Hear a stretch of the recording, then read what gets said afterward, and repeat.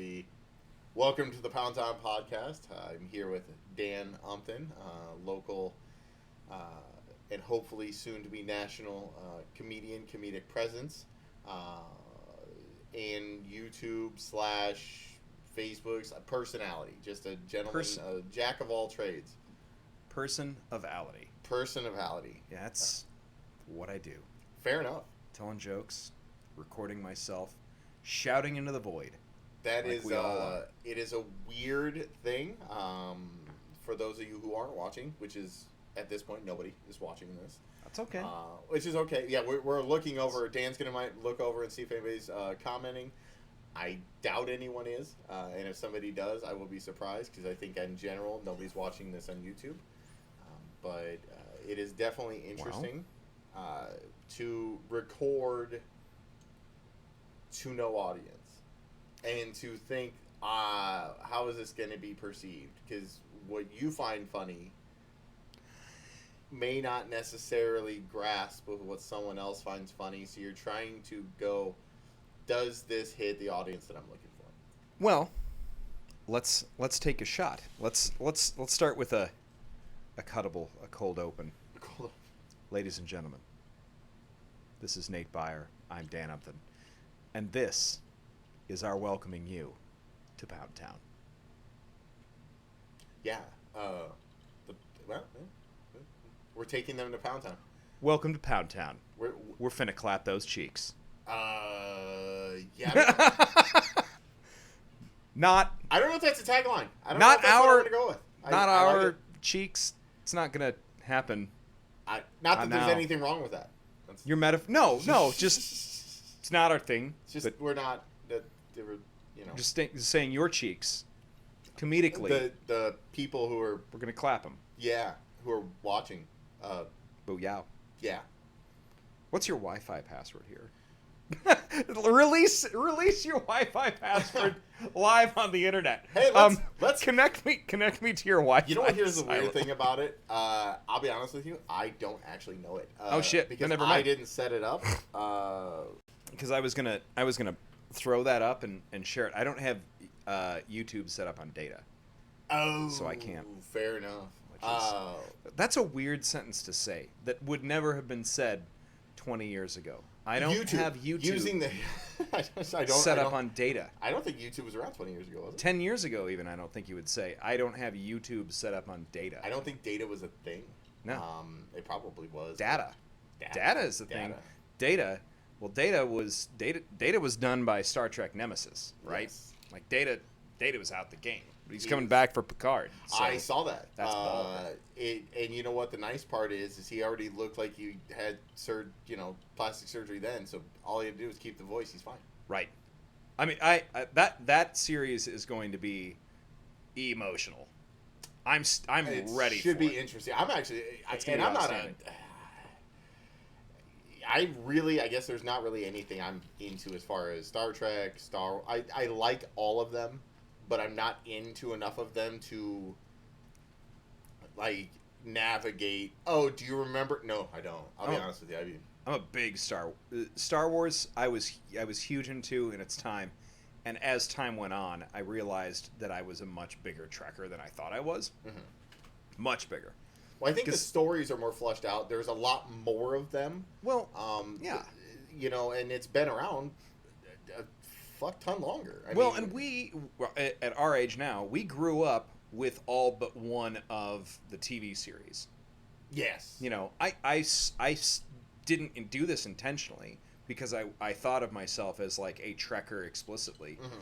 But every movie after Wrath of Khan, I saw in the theaters. Khan was what, 84. 84. Wrath of Khan was 84, okay. I think. And so I was taken to the Search for Spock, not knowing what it was. Freaked me out. I remember that much. Then every other movie I'd seen in theater. I mean, there was a time when they were making a new Star Trek movie every 24 months or so, and then. Oh yeah, and then killing off a couple people. Up to Undiscovered Country. That's when it went. And then. Then they brought it back with the First Contact. Yeah.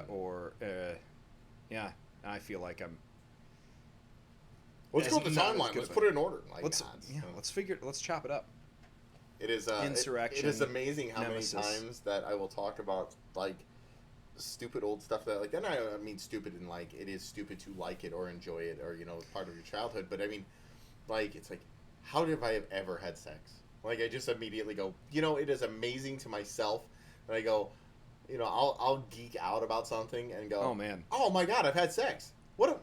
Is this weird? Is it weird of it? Like I have a kid. I mean, I don't even know how that works. No, I know how it works, but 100% with you. Because here's the thing, I've run an open mic with Alex Carter and Tom McGrain and I don't even think they came out as hosts like 6 years ago. Okay. I've run an open mic for 11 years. Mm. For a while it was just me. For a while it was me and JT Nutt. And anyway, over that time you meet weirdos, and there are people that you're like, why? I can't believe that they have had sex. There was a dude who used to come out to mics who was not going to name names, and I'm not shaming him for it. Work is work. It's good. But, I mean, there's, you connect status sometimes and prestige with what you do. Not that I've always had prestigious jobs and never, I wouldn't say. But he was a Walmart cashier, right? Guy didn't almost never bathed verifiably because you could smell him. It was a thing. Yeah. Right? It was wild his hair, thing. really, really aggressively obnoxious. Real strange dude. Has a lot of weird stuff to say. He's sitting there watching this right now going, you probably motherfucker. thinking about killing me. Yeah, fair enough. But every other week, he had a different girlfriend, and we were like, we were unable to figure it out. And there were dudes that would be there who are good guys, like truly good people, who with like quality personal hygiene and stable jobs with a living wage, that were just like, I don't understand how I don't get have a it. girlfriend And it's like, at all. It's because you have standards, man. It amazes, yeah. Well, and I've been pretty fortunate in my lifetime that you landed on your feet. You got every single time. But yeah, you got a good thing going now for sure. Yeah, and if she's watching this, she's the most amazing person in the world. If she's not watching this, if she's not watching this, she's still the most amazing person in the world. It's true. And I'm guessing if she is watching this live, I'm going to get a text here soon and be like, you're goddamn right I am. Well, we're going to know. Yeah, like, you got to say that now. Like, it's on the list. It's live. It's on the internet. You can never take it back. I can cut all this out. Editing is amazing, but you have to, it's like 24 hours. You're like, there's a good chance she could watch it. She said that she's not getting very good service there, so hopefully she doesn't catch any of this. She's probably be pissed anyways. Your friends told me, like, what? My friend. That's what you. Yeah, but no, it's So I guess everything else. Well, what's new? We're going to like topic stuff. I don't have any topics. I'll be honest with you. I think we're no, that's okay. Shit. I guess I'm not gonna wait until the end of a whole thing to like plug or talk about what I do. Oh no, you could go in. You can actually re-plug the shit out of it all the time. Sure. Be like, and if you don't remember, I'm Dan Umthun. I lead face of the Doomcast. Yeah, that's it. Only, I guess. I'm the only. I'm one of the only faces. Sounds a little. I have definite lead recurring correspondent. guests. I think we got to find like a fancy name that means you're the only fucking person. Oh yeah, I do have recurring guests. I have a number of them, but yeah, I do the Doomcast once a week, sometimes twice a week when San Diego Comic-Con drops a bunch of crazy MCU Phase 4 announcements. It was they are just going, we can do whatever the fuck we want. Right. They didn't care. They're like, guess what? We have all the toys. We're going to do whatever we want, and if you don't like it, too bad.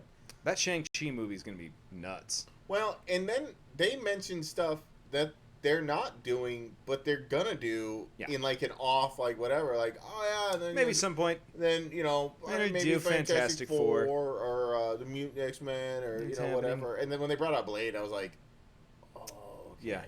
Well, if they already have a logo made for that, If they already have a logo made for Blade, they're dead ass. They're serious. Do you think they're going to do it as a TV, though? Or No. I hope they do it as a movie. I do hope they do it as a movie. There was a Blade TV series. I know. It was actually kind of badass. Well, It didn't suck. I didn't hate It the didn't movie. suck because he's a daywalker. Yeah. It's not... Yeah. I'm sorry. That's okay. I don't think anybody's going to get that joke. I mean, if they know Blade... Well, fair enough. Yeah, if they know who Blade is, they're going to... Yeah. They're going to get it, unless they're trying to ice skate uphill. Those motherfuckers. This is what I'm doing. Yeah, those first 3 movies, I think kind of got a bad rap. I know the first one was really good. Mostly because... First one was great. I love Donald Logue in almost everything he's ever done. He's been just great. The second one was a horror movie, which really kind of changed the tone. But as a horror movie, kind of thought it worked. I was like, okay. Yeah. The third one was just too cheesy. It's campy. Yeah. Although Ryan Reynolds, which is a weird, Ryan Reynolds was Deadpool before he was Deadpool in Deadpool. Yeah. It was just... That's exactly what his character was. It wasn't different. It wasn't any different. And the same thing like the opening in Wolverine. Yeah. Which... whatever that ended up. I'm not sure Ryan Reynolds is good at acting. I think Ryan Reynolds is the best Ryan Reynolds that he can be. Yeah, no, that's true. It's like Robert De Niro. Robert De Niro, they're like, oh, he's a great actor. I was like, nah, he's really good at being Robert De Niro. Yeah, in everything. Like, he's just But if you so need a good. Robert De Niro... You really got to go to the source. Yeah, right. You accept no substitutes. Yeah. And you absolutely have to... At this point, seeing the movies he's done lately, he's basically doing everything anyways. When you have to have a De Niro in the room. Like, yeah. I think Pacino turned in that way. Pacino initially didn't start out as Pacino, and then... Yeah, that's true. And then he became the living embodiment of the caricature of himself. Like, he turned into his own caricature, and you're like, wait, no. Well, when you cross the threshold of being iconic to a degree to where your existence is self-parody, you've transcended your own personality. Yeah. And that is wild.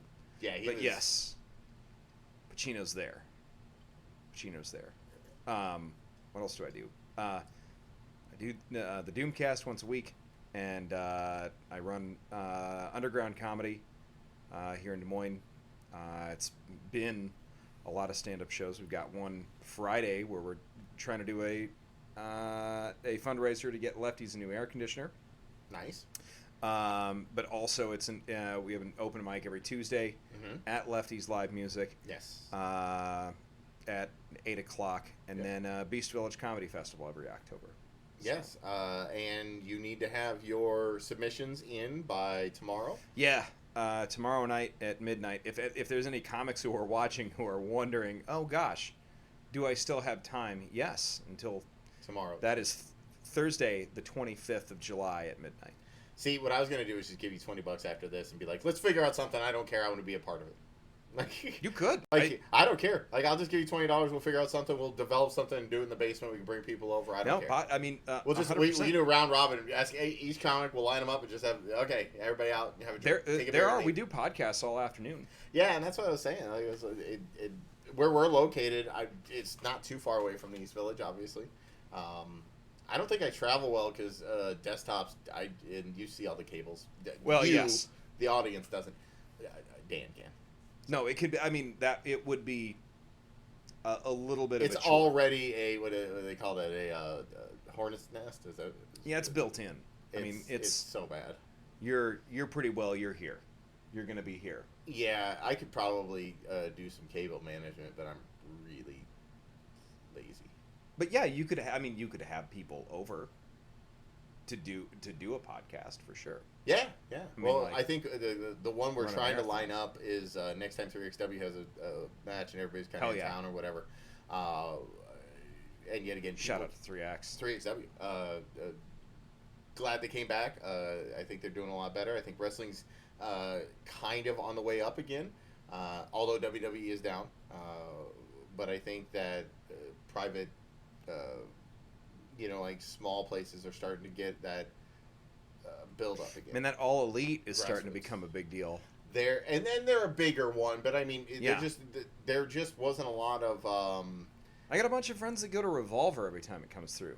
Yeah, one of the guys Which is wild. I was trying to get on here initially, Philip Stamper. We just couldn't line up the times. I've always just tried to be like, hey, when can you do this? And even with you, I think I've been trying to get you on for like a month and a half, just to do this. Like, when are you gonna get time? And it's hard because, Dude, you have you're a busy guy. Yeah. But yeah, just trying to line up anything with anybody. After a while, it's just like, sorry. Yeah. Don't worry about swearing is totally acceptable. Trying to make time to do stuff that you truly want to do, and not feel like you've trapped yourself in a web of weird obligation here and there. Like I usually try to keep a couple of nights strictly for my spouse and for relaxation and breathing, just like making sure I'm able to work out, get some decent sleep, because usually Monday night I'm cutting video most of the time. Okay. Tuesday I'm running the mic, and so there's 3 days out of your week, 3 days out of 7 guaranteed, and then weekends usually, if I don't have a comedy show going, I probably am trying to get one going or doing something or filming for doing something. Doomcast. Yeah, just trying to get something in. That's wild. Well, and that's the weird part about what you're into outside of obviously working, 40 hours a week, is that content is king. The longer you're outside the market, you cannot become stagnant. This is my first episode in a while, but luckily Christina and Louie have picked up the slack. So the channel is posting stuff. It is just not necessarily me, because it is a lot easier for me to be on that side than it is on this side. Not because I'm not good in front of a camera or able to speak. It's just more of a lining up stuff. They know a lot more people. I do know people. I've been very fortunate. I had Scott Sipker on. Oh, nice. Yep. Derek Vance with the Level Up podcast. Oh, yeah. Yep, Level Up Show podcast. They did their 200th episode, which was wild. Yeah, over 7 years, 200 of anything is to be able to keep that it's kind true. Of consistency. You had your 200, or was it 213 as of 213? Today, So you've had your insane. 200 with the big 200. Past that, so that's a lot. And you've been doing that Doomcast for how many years now? Since 2016. So I've been doing 5 minutes roughly weekly, which is honestly I don't recommend to anyone. Trying to cut video that's like presented, like instead of. You can get away with doing 5 minutes of a casual, just like, I'm going to put this in my truck and have the American flag bandana on and rant about what I think is wrong with this country. Like, you could do that 5 minutes. We're doing that right now. I mean, we are. We don't have to cut it or nothing. We can literally just put that out there, and if people want to watch it, great. If they don't, whatever. I like my favorite podcasts are things like, are produced, right? Like Radiolab and Criminal, In the Dark. Okay. From American Public Media has become a favorite. I'm trying to think of others, but like, I used to like Sword and Scale until I found Mike Boudet's trash. Freaking transphobic dick. I don't know, stuff like that. I can't get down with, but I like produced stuff. Not that I enjoy doing stuff that is off the cuff. And being able to be in an environment that's off the top of your head. Yeah. But there's a challenge in trying to do stuff that's you're constrained to the form of like you've got to do this in 5 minutes. You've got to figure out how to like which image of Swamp Thing do you use this week when it's like I don't know, what am I doing to myself? It would be more fun to be like just let myself talk. Yeah, and that's what I think I get to do that though with the unboxing. Yeah, stuff. That's nice. The toy unboxing videos. You guys seem like you have a really good time with that. Oh damn, dude! We get wild. I think at this point of our culture, long form conversation has went to the wayside. I mean, yes, there'll be ones like two friends or whatever, but I think stuff like this where people just sit down. Yeah. I've noticed that some of the biggest podcasts aren't like 5-minute quips or whatever. I mean, it's stuff where people want to hear about them. Uh, anyone can just sit there and give you a synopsis of what's going on. Anyone can give you the Cliff Notes. But when you sit down with someone, I think sometimes being able to open up a little bit more, be able to show a little bit more of who you are. Because like if you watch like Jimmy Fallon or any of those night shows, it is literally somebody coming down and going, "Here's my new shit. Okay, have a good one. Well, I have 2 jokes, 2 stories, and then fucking deuces. I'm out." You never deep dive into people. You never really know them anymore. Right. You don't know anything about them. Like, why are actors? I didn't know he'd be like that. Well, of course, why would you know they would be like that? You see 2 seconds of them, or you see them in a movie.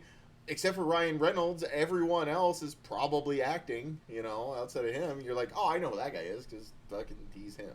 Everything he does. One of the best interview podcasts that ever existed that never really got its due. It got very popular, but it never really got its due, in my opinion. Yeah. Was Dave Ross's Terrified. Okay. Which he did a live one at Beast Village, and Dave Ross is great, and he's incredibly talented, and he's very funny. But Terrified was a brilliant idea, because he would intro comics, and then it would usually be comics, not always, but usually 9 times out of 10 it would be comics. He would ask them, what's something that really scares you, or what's one thing that you absolutely don't like about yourself and can't stand and wish you could change. And it's and that's all the podcast was. It's just one person answering that question. And really deep diving into just that subject. Oh, and that's a lot more therapeutic than people think, because to really talk it out, there's so many things that, I think you and I are pretty fortunate because we understand a lot of our neuroses and probably maybe overanalyze ours. But we probably overanalyze it. Yeah. But when you're just asked and whatever, and then you start talking about it, I think it becomes maybe not necessarily epiphany, but it does kind of like, oh shit, I didn't even think, you because when you start to, it's like sounding it out, like, oh, now I get what the word is, or whatever you want to say. But I think it happens a lot with stuff like that. Yeah, if you just put somebody in front of a mic and you just go, what scares you the most? And you're just like, and then you start to talk and, I didn't even, oh, yeah, that is. I mean, when you get some of the people, I mean, it still exists that you can download and listen to. It's because it was Nerdist Networks. Oh, it was. So you could, some of them are really moving. I mean, really, really moving. That was a great interview podcast. You Made It Weird used to be one of my favorites, and now it's it became hit or miss. Well, and anything, I feel like there's sooner a lot of or later, stuff that just, I think what they always say, like, stuff is only interesting for a while. I think Doug Stanhope said it, like, life's only interesting for a while, and then you either, get a dog or a wacky alien, and then it's over. Like, it's just, you can only survive so long with a certain style, because sooner or later you're going to run out of people. You're just going to run out of people, and people aren't going to find it that interesting, anymore. So, yeah. Just like when Lost should have been 2 seasons. Yeah, no shit. Well, like English television often gets it right, because English television goes, here, we have a start and an end, fucking watch it all. Let's talk about that. Yeah. And then Were you a Stranger Things fan? I am, but I haven't seen season 3, but from what I understand, it's great. Don't even bother. It sounds like it's like, well, we need to commission another season. But when you commission another season on a truncated time period or a truncated story, it really starts to be like, and then you add an alien, and then you add a dog, a dog, an adopted child, like look at Married with Children. They added 7, late in the whatever, and you're just like a bunch of different characters to where you're like, this is over actually. This is it's on the downhill, and I think when you start doing that, and I'm guessing that's where kind of Stranger Things is going towards. Well, it just needed to, like you said, some things, Lost needed to be 2 seasons. Stranger Things probably should have been 1.5, or probably just 1. There's a lot of things I think that I think the first season was gold. Yeah, it was absolute gold. It was great. It was Well, very well done, very periodic. Like, or and what was piece, great is it wasn't nostalgia that was about here. Remember this song from the '80s or this movie from the '80s. It was remember how this was happening in the '80s. Remember this Remember how people used to go out, how kids used to go out and ride bikes all the time. Remember how you were afraid of getting abducted. Remember how kids did get abducted. Oh, remember how you used to get together with your friends and play D&D, and then you couldn't anymore. Yeah. You remember that? It was more cultural than it was like remember this piece of media. It was like a Dane, and that's what it's devolved into. It was like a Dane Cook album, except for funny. How? You ever listen to Dane Cook? You mean where all it is do you remember when? It's right. Do you remember? Do you remember this? Yeah. Do you remember this? And you're like, yeah, I remember. But that's what the third season is. Remember Neverending Story? Oh, okay. That's not as well, and that's the problem with anything like that. When somebody usually writes something, and you probably, I don't write. I know how, but I don't. When somebody writes something, they usually go, "Here's my story." Okay, great. Well, we can make this into this if we do this. That's a start, beginning, and end. And then they go, "Well, we want more of the story." Like, I fucking wrote a start, beginning, and end. I don't have more. Well, you need to make more. And you're like, yep.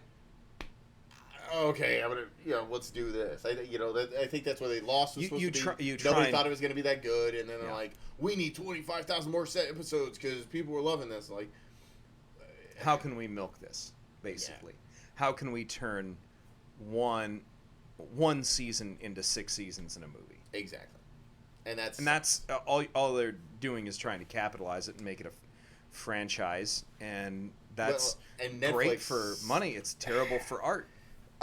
First 3 seasons of Weeds, maybe the first 4, then whatever. Right. Then it got bad. From what first 3 seasons of maybe 4 seasons of Dexter. Yeah, and then it just got whatever. Right now, from what I understand, I don't watch it. Orange is the New Black. So Genji Cohen, who has created realistically 2 of the biggest shows at any given time, whatever, because I know Orange is the New Black is giant, and obviously Weeds was a phenomenon at its time. You can only write so much. You can only write, whatever, and then, it's like, okay, why? You didn't need to throw that in there. You're just... Yeah.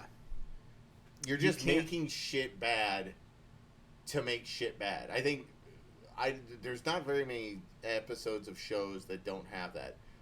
From what I understand, The Wire kind of was fine, like, through the whole thing. Like, you can watch it all. And there Breaking Bad's one of the Breaking Bad's one of the ones where you can literally watch it and it never gets the entirety of it. I'm not a Game of Thrones fan, in the sense that I've never seen it. I'm not saying it's bad. I have nothing against it. I don't want that to come back to haunt me that I just said that.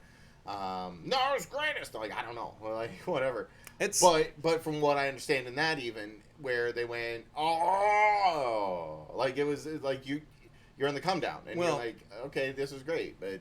And I also wonder if, that's maybe the reason that George R.R. Martin hasn't even finished the books, is that he's just like, if I leave it where it's at, it's still pretty classic, and it never has a chance to become bad or dissatisfying. And if that's really his thought process, which it could very well be, that's kind of brilliant, because then you leave it wide open. There's no requirement on the part of really anybody for you to have an idea and then finish said idea. Yeah. You can write a really cool 3/4 of an epic that get people really riled up. I don't know. You ever been into Dune? You ever read any of the Dune books? You know what? I'll be honest with you, I've never read any of the books. I played Dune 2, which was the precursor to World of Warcraft. Okay. Or not World of Warcraft. Warcraft. Yeah. That's it. So I know, like, what is it? Building units that Harkonnen and Atreides and Harkonnen and House Ordo, probably. Yeah. So I remember playing that. Other one? That dates me. So if you know what game I'm talking about, we're old. No, they were fun games. The real time strategy stuff. But that's imagine a book about a real time strategy game. It's very much what it is. You get into the lore and mythos and the economics and everything like that. And the first couple of books, it's like reading history. Okay. And if you're into that sort of shit, it's great. If you are not, you probably can't get into it at all. But the ending of it will guarantee, like, if you're into it, you'll be fine with it. If you read through all of it and you're halfway into that kind of thing, the ending's going to dissatisfy you. Oh. Because it's very historical. Yeah. In its own way. Like, there isn't really a complete, like, oh, this came full circle. I don't know. It's like, that's kind of why I like comics, is they're always in their second act. You switch out the writer. Batman can remain interesting as long as the person writing them and drawing them is interesting. Yeah, and those characters... That's why I don't give a shit when they don't die. Because you just go, no, this is a different universe. This is, and this is my take on it. I think, and it's like, oh, I never would have thought of something like that. I think when when they did the... Well, when they had Cap pass off the shield to Sam Wilson. Sam Wilson was a big deal. In comics. That was a big deal in comics, and it's a big deal that they did it in Endgame. I can't remember the world in which... What was the comic series in which they had where Cap was actually part of Hydra? What was the... Oh, Secret Empire. Secret Empire or whatever. So when they did that, and they made a nod to it, obviously, in Endgame. Yeah, where he did the Hail Hydra thing. Yeah. Which was... It was very funny. I caught it, and I was like, ooh. Nicely done. Like, oh, solid. I'm pretty sure there was so many comic people in the theater going, huh? I know that one. Well, which makes the scene in Winter Soldier that much wilder, because it's just like, oh, they remember him being in the elevator with the rest of them. Mm-hmm. And that's why they went after him so much harder. Yeah. Because they were like, oh, you duped us the once. Yeah. And it almost adds another layer to that scene. Mm-hmm. I don't know. But yeah, that's the thing. I don't get... I actually kind of welcome it when they're like... There's a bunch of fanboys who are like, Thor can't be a woman. It's dumb. He's being really PC. And it's like, no, they did it in comics, and it was great. And that's the thing, is things have to stay fresh. You got to change it up. Do you think I want to see 6 more movies with Chris Hemsworth as Thor? Thank you. No. Fat Thor, though? Sure, great. Keep it Switch Fat it Thor. up. I want to see. I like Fat Thor. That might have been my favorite character twist ever, because I was like, oh, look at this. There's an arc in comics that Jason Aaron wrote like 6-7 years ago that's freaking great. Mm-hmm. And it's about this it involves Thor from like 700 AD on Earth, like the Viking version of Thor, where he was like directly like going to Earth and like, I'm the god of thunder, and like hanging out with Vikings. And then it has the Thor of like 5 billion years in the future, where he's the Allfather and the Earth is dying. And he's recreated Earth just for nostalgia and repopulated it with like a Steve and Jane. Like, he just named it after his best friend Steve Rogers and his ex-girlfriend Jane Foster. And they all come together back in time to fight this alien that is determined to kill every god in existence, because he's like, every god lies, they're incapable of governing, so no gods should exist. And it's a wild storyline. It would make a great movie. You could shorten it up, but the thing, it would piss a lot of people off, I think. Yeah, because it's the religious overtones of it are very obvious. Yeah. It's a very heavily like Gnostic / atheist, agnostic / atheist storyline. It's not unheavy-handed. It's not heavy-handed to a point where it's unreadable. Yeah. It's classic. It's great. But they also have, female Thor in the mix as well. And I don't know, if it bothers you that there's other representation or that storylines have to be kept fresh, maybe that's not for you, man. Maybe Disney realized that women actually want to go see the movies. Well, sorry, bro. And I think MCU owes a ton to Wonder Woman. Mm-hmm. Like, as much as they don't want to say to, Wonder Woman went, oh, we can put we can put women in a movie and people will watch it. Like, yeah, we like watching superheroes. Superhero is not a male term. No. Like, it's like comedian. for a long time they were going comedian. I'm like, no, it's comedian. That's cringy. Yeah, like, but the same thing when they were like, no, it's a heroine. Like, no, it's a fucking hero. Hero is not gender based. Hero is a hero, regardless there's no of reason what. For that shit. Like, there's no reason for you to put it. Same thing if you're a comedian, regardless of whatever. It pisses me off when people are like, no, they're a comedian. I'm like, well, go fuck yourselves. Like, no, they're a comedian. Like, you're putting a label on someone to lessen what that person is and what they represent. Because once you say heroine, you're saying, well, they're not as important as a hero. They're not a hero. They're a heroine. And it's let's make sure that we remember who's in what place. That's all it's about. Exactly. Like, we're going to throw that word out. Like, hero should not be gender-based. It's weird that the people who get super angry about that are the people who are like, I'm not some PC jerk that gets upset by labels. But it's heroin. Like, it was like, all right. I thought you... All right. Did you remember what you just said? Just said. Nope, I got nothing. Cool. I don't pay attention to the words that come out of my own mouth. No. Yeah, there's a lot of that stuff though that happens more often than not. That it's all projection. It's like the exact opposite. I don't have the time. And maybe it's just because my somewhat older age or whatever. And I don't think I ever had this. I'm lazy, and I just don't have the time to hate people because of the stupid shit that I'm making up in my head. Like, you know what? If you're a gay person, whatever your LGBTQ, all that stuff, whatever. I don't care what it is. But if you're an asshole and you're in that category, you're still an asshole. Right. Like, an asshole is an asshole regardless of what it is around them. But I treat the person on a singular level. I do not automatically go, because you're it's this, hilarious. You are this. No, you're an asshole because you're an asshole. Guess what? There's asshole lesbians. There's asshole black people, white people. Everyone can be an asshole, but you don't get a free pass because you're anything else. Like, I'm sorry. And, like, I treat people until I know you. Like, I respect people on an individual basis, and then when you do something to break that respect, then I go, oh, no. Okay, that's over. Like, and they're like, no, it's because I'm this. I'm like, no, now you're using that. Whatever that would be, you're using that to try to justify you being shitty. What's laughable to me is that there's any point where anybody starts a decision-making process where they're like, well, I don't judge people purely on, like, even unconsciously, where they're like, I don't judge people purely on their behavior. There's sometimes when I have to factor in what a person is in my mind. Like, oh, okay, so you're just finding ways to delineate people along class lines. Exactly. Great.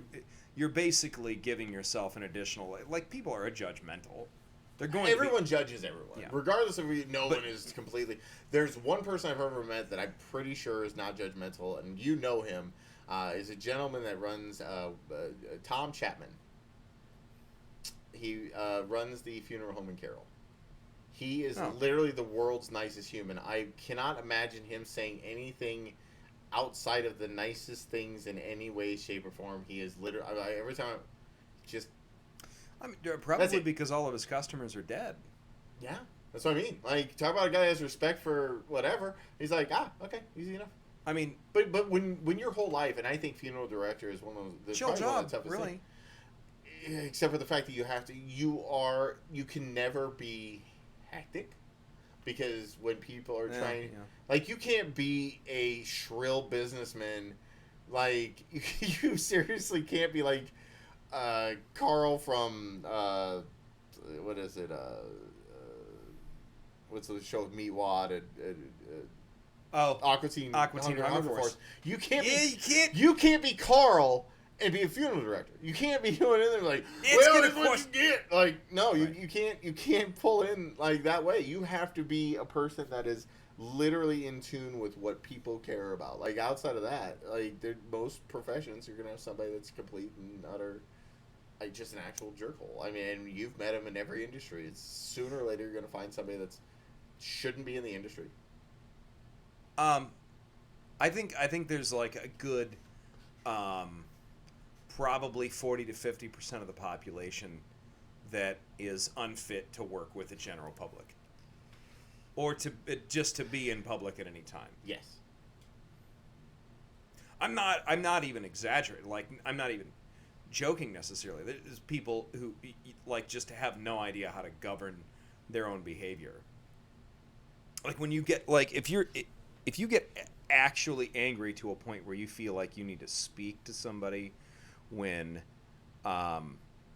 like you have to yell at somebody, or somebody's job needs to be on the line, if you ordered a sandwich without something and that sandwich ended up having it on there. I mean, if you've ever actually uttered the phrase, "Let me speak to your manager," like, just maybe interacting with other people isn't for you. Now, that is 99% of the time true. I agree. But yeah. I've been in retail and in food service for 20 years. Well, and that's why I just don't. And I've had at times where I'm like, it wasn't I had to speak to the manager because of any other reason, but that person was a bad person.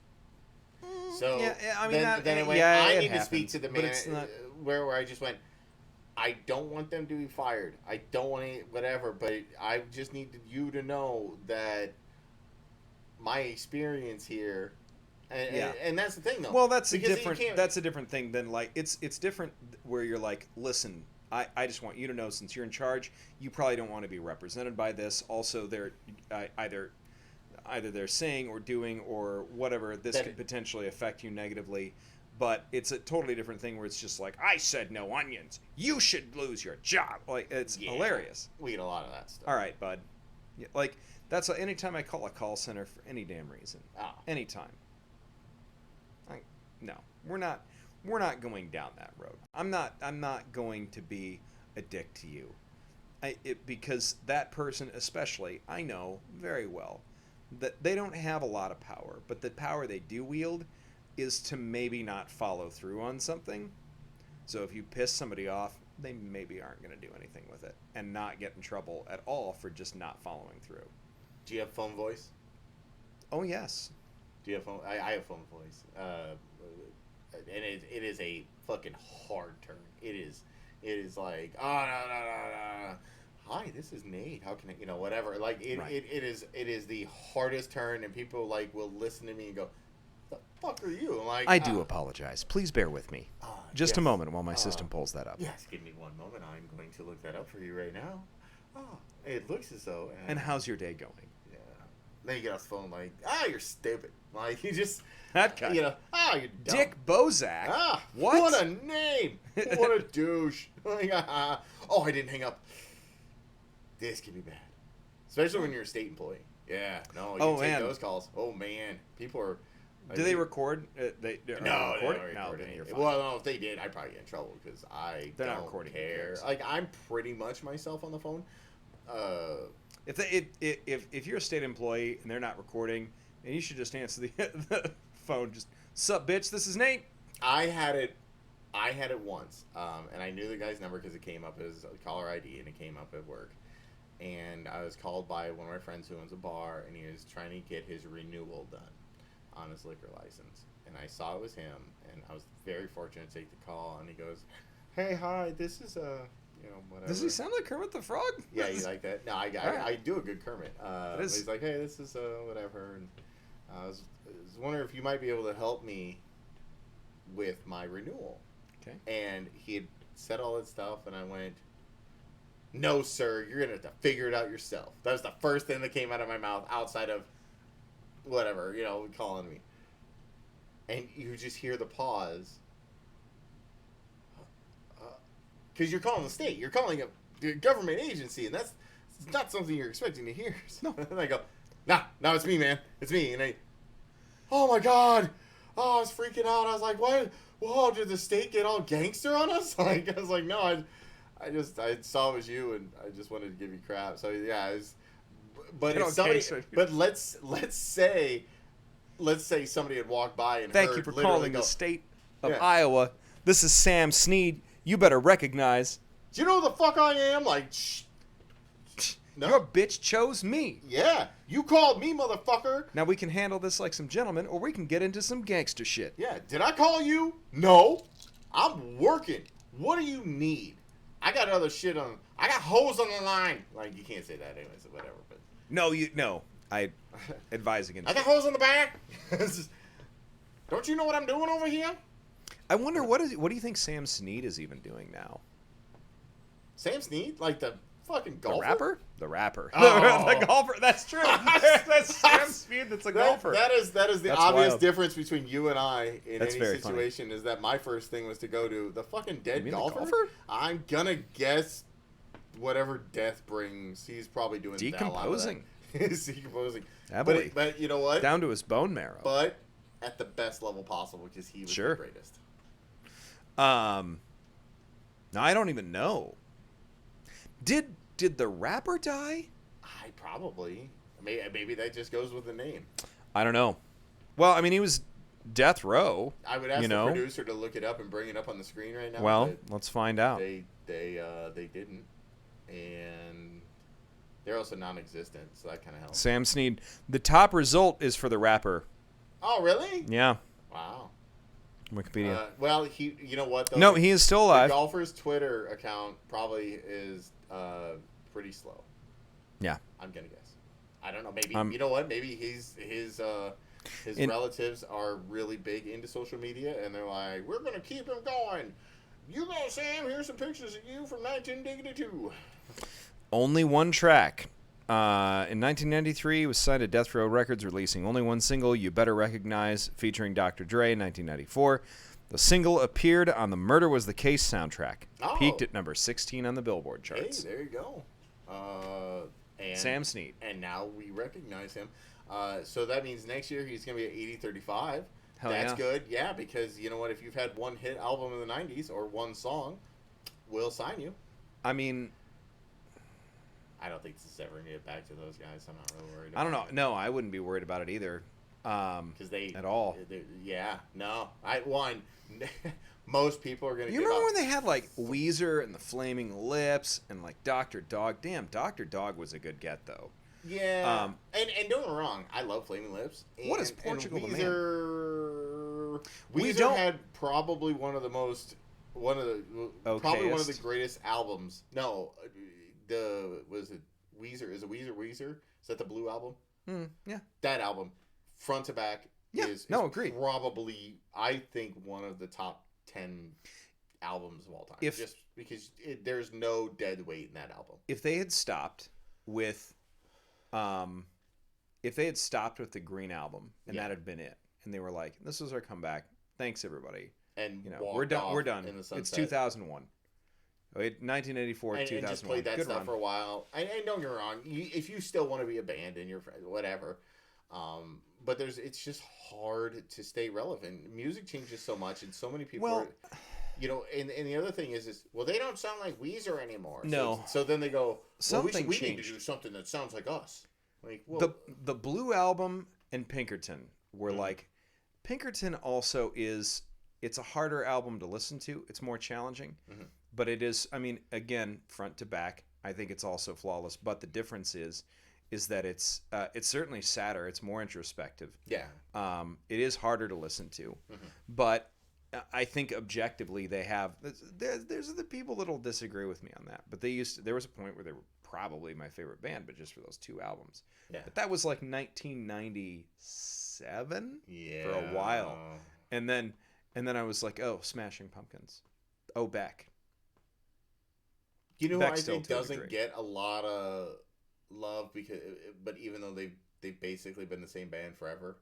Cake. Shit, yeah. Like Cake Oh, is yeah. really. Cake has always been Cake. Cake has never been anything different than Cake, and yet every time Cake puts on an album, I'm like, all right, that's Cake. Every time Cake drops a damn cover of anything, I'm like, it's the best. It's actually the definitive. The Cake cover Version. of War Pigs, superior to the Black Sabbath War Pigs. and that's a bold statement. You're gonna It's get fact. A lot of old heads are gonna be like, Oh yeah, people are gonna be like, no. You I'm can't sorry. say that. Listen to the two. Which would you prefer to? I mean, I will give you that. It's a better version. Yeah, it really is. And when Kate does everything, I Will Survive. That's the best version of I Will Survive. And it is. You know, unless if you want to go with the scene out of The Replacements, but it's like it's whatever. I'm trying to think of. Okay, maybe not. Most people don't. I did. That's my trying to get sports with us. All right, Louis, what are you saying over here? I think he's watching us right now. What's he probably saying on there? I can't read it, so I'm gonna have to look. Just as telling us to go fuck ourselves, probably, because I don't see a comment. I just see that he's watching us live. Yeah. You have big knees. I have big knees. I mean, you do. Yeah. Well, I mean, is that a slam? I think so. I think that's a mean thing to say. I'm pretty sure. It's very rude. That is very rude. I am very sensitive. I've been trying to lose weight in my knees. It is a lot tougher than you think. You're on that knee diet. It is a granular disorder. I don't think granular actually is a word at this point, but it's okay. What if you glandular? I'm stupid. A grand. Yeah. Grand gland. Grand knee glands. Glandular. It's glandular. My knees. There's a gland somewhere here that makes my knees big. Knee glands. Knee glands are the worst. You ever had that? Yeah, it's a pretty rare disorder. So we went to high school together. We did. What? No, it's a huge turn on apparently. No, I love my big knees. That's what he was actually going for in the first place. If you had to fight one teacher in their prime in a high school to the death, I gotta kill a teacher essentially. Yeah, basically. Like it's you or them. What teacher do I kill? Do you try to fight to the death? No, I'm just gonna kill him. We're talking about no. I mean, it's got to be a battle. Okay, whatever. It's got to be a battle, but your goal here is it's got to be an interesting fight. It can't just be a shutout. All right, fair enough. In high school, what teacher do I think I would like to? I'm trying to think of anybody that I actually legitimately did not like as far as teachers go in high school. Ooh. Because that's what I'd have to go with. I'd have to go with a teacher that I legitimately didn't like, and yeah, I don't know.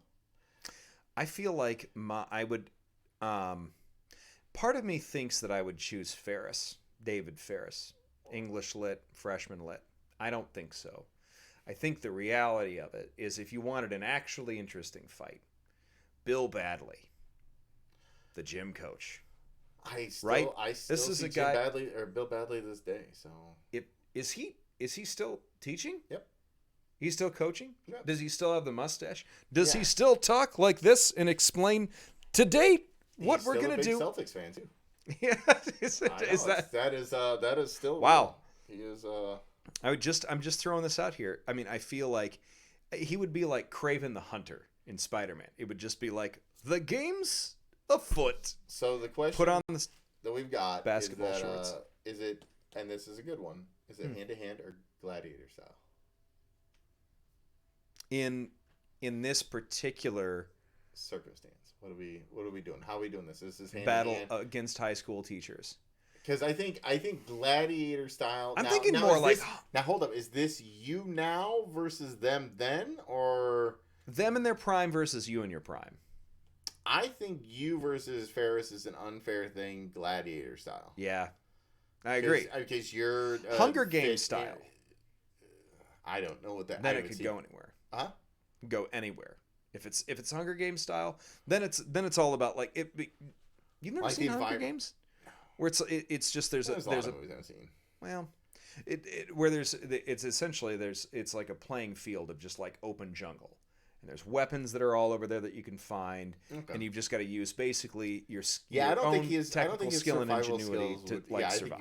I think you win that one hands down. I think if you go Hunger Games style, I think Badley wins. Badley wins a Hunger Games style. I think Badley wins Hunger Games style. I think Gladiator style too. I think Badley's probably the toughest. Obviously you have guys like football coaches like Ballman.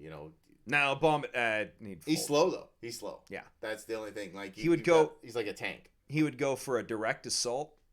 You could trap him. You could fake him out. I mean, like all you have to do against somebody like that is be clever. Badly would have a strategy. He's Badly would be he's dangerous. He might actually like figure out a way to talk you to death, like sports talk you to death, because he still knows just way too much. Like I have a lot of statistics. To this day, I'm just like, Jesus Christ, man. Like, because I probably see him every 2 years. His daughter is best friends with my sister, so. Oh, wow. So, I get to randomly see him or whatever. So, I don't know. Glad. How old is he? 60s? 1,000, I think. Well, he hasn't even 1,001. He just turned. It was pretty recent. I think Bill is. I want to say he's like 74. No. Yeah. Really? Yeah, still holding up strong. Wow, that's surprising. Yeah. Man, he's doing great. He might great be 70, but I mean, he was my dad's coach. Well, So he might be 5 years older than my dad, because I think he was my dad's 17 and he was like 22, 23. So he's probably close to 70, right at 70. Wow. That's surprising. Well, he's probably. Yeah, there was a couple times where it was really, really weird. That's wild. That is wild. Huh. Interesting. Yeah, I'm trying to think. Let's see what we got here. In the gym or the whole school? You know, where are you putting that?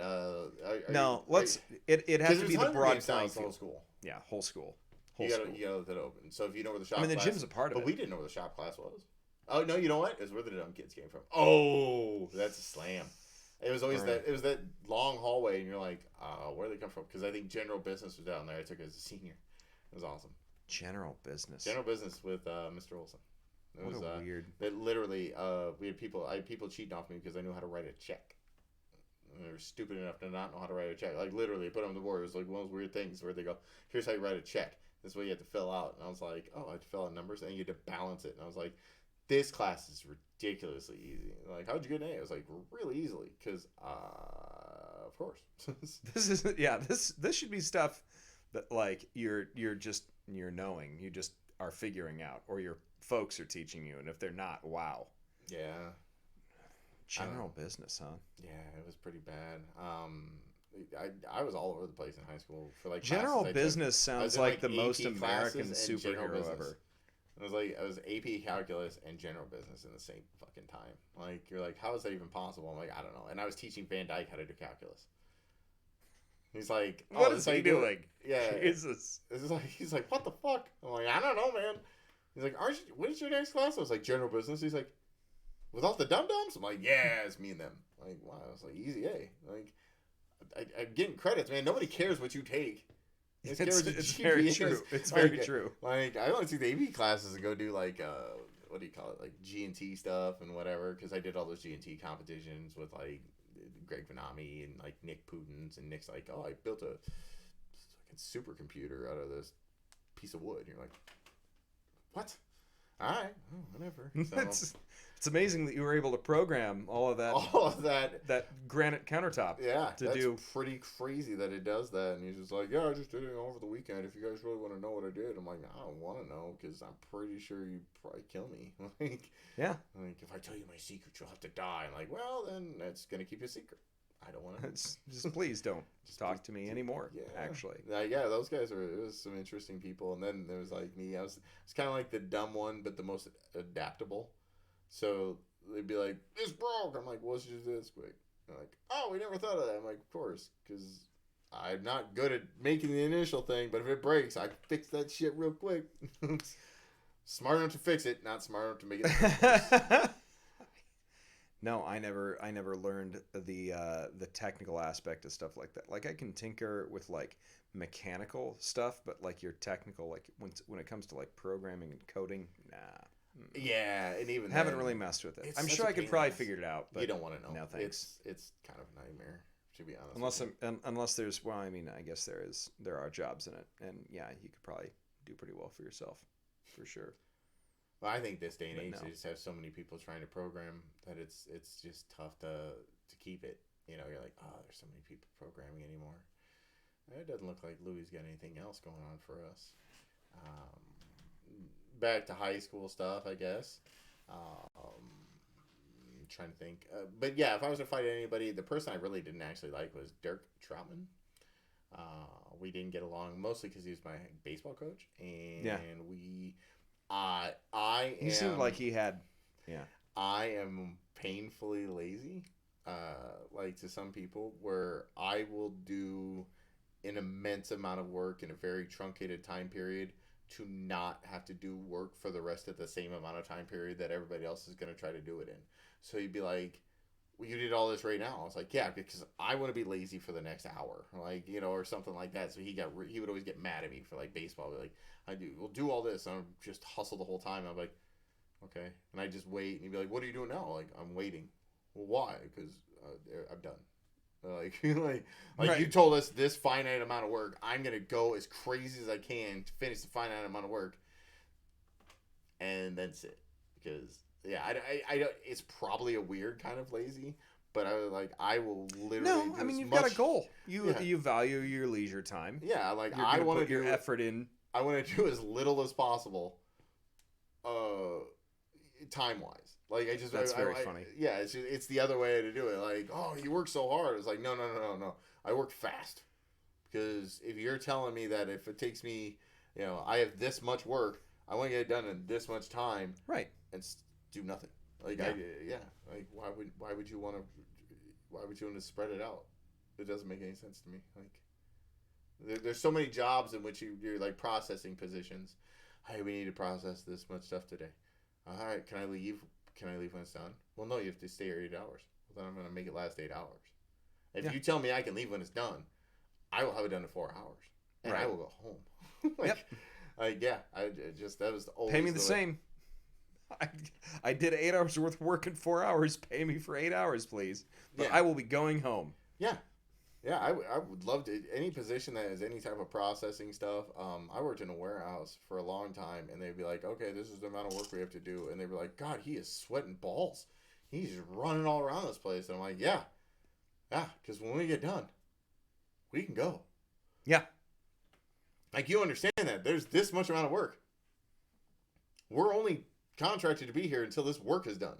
Not until this time is done. Until this work is done. I'm going to run. Like, I don't know about you guys. I really don't want to be here. I don't want to work for a living. I want to do this and get paid ridiculous amounts of money for it. Fucking too bad I can't, because I'm not interesting enough, or smart enough, or all the other things that go along with it. But that's, you know, not correct. In the sense that nobody knows who I am, and you've actually referenced this, that Nate, I know what you're going for, because I'll make random posts on your stuff. And then people will be like, I can't believe you said that. And you're sitting there going, I know what he was going for. Like, right. You know, like, I just said that, like, and there's so much stuff that when people just go, like, super one way with anything, I just go, that's a slippery slope, because when you're saying that, you're really saying that it's okay. But once you say it's okay for one side, then you're justifying the act. Yeah. You're justifying the act. The act is never justified. It's never okay to spit on someone. It's never okay to hit someone. It's never okay, regardless of the situation. I don't think fighting's ever okay. I don't think killing's ever okay. I don't think, you know, well, I'm killing him because he's going to kill me. Whatever. That's not a justification. That person's not justified for killing you either. Don't get me wrong. Well, right. But there's no justification in either sense. But once you start to sit there and go, it's okay because of this. Well, then you're just opening Pandora's box. You might have a hard time. I'm with you. Yeah. I think you get into that difficult area of ethics of, you may not be able to justify it. The action itself may still be morally wrong. Ethically speaking, you may, by doing whatever you're choosing to do, if it prevents them from doing X to somebody else, you may not be justified. It may not make it morally correct. But ethically, you might be doing something that benefits somebody else, substantially speaking. So, for example, you know, are you in the right punching Richard Spencer in the face for being like, I think that the entire planet should be ethnically cleansed of, I mean, like the United States should be a white ethno state. Like, are you justified for punching that guy in the face? Some people will say, yes, absolutely you are. I think even people who would say, well, that is a slippery slope. Well, if you punch that person in the face and you're just like, yes, but you also now run the risk of getting punched in the face if you think that you're going to tell people, hey, a white ethno-state is a really great idea. Anybody else who's like, but he might have a point there, is going to now really double think that, as they should. But saying it, and just like anybody else that says stuff like that, they're gonna think it regardless what they do, whatever. I'll think it. But the second you come out and say it, that you're super close to doing it, but trying to do it, but they are. Then you lead yourself to the argument of freedom of speech. The problem with freedom of speech these days, and this is the biggest argument that you're going to have against freedom of speech these days, is that the voice travels much farther than it ever did before. It does. The voice can this could reach, and don't get me wrong, I don't think it ever will.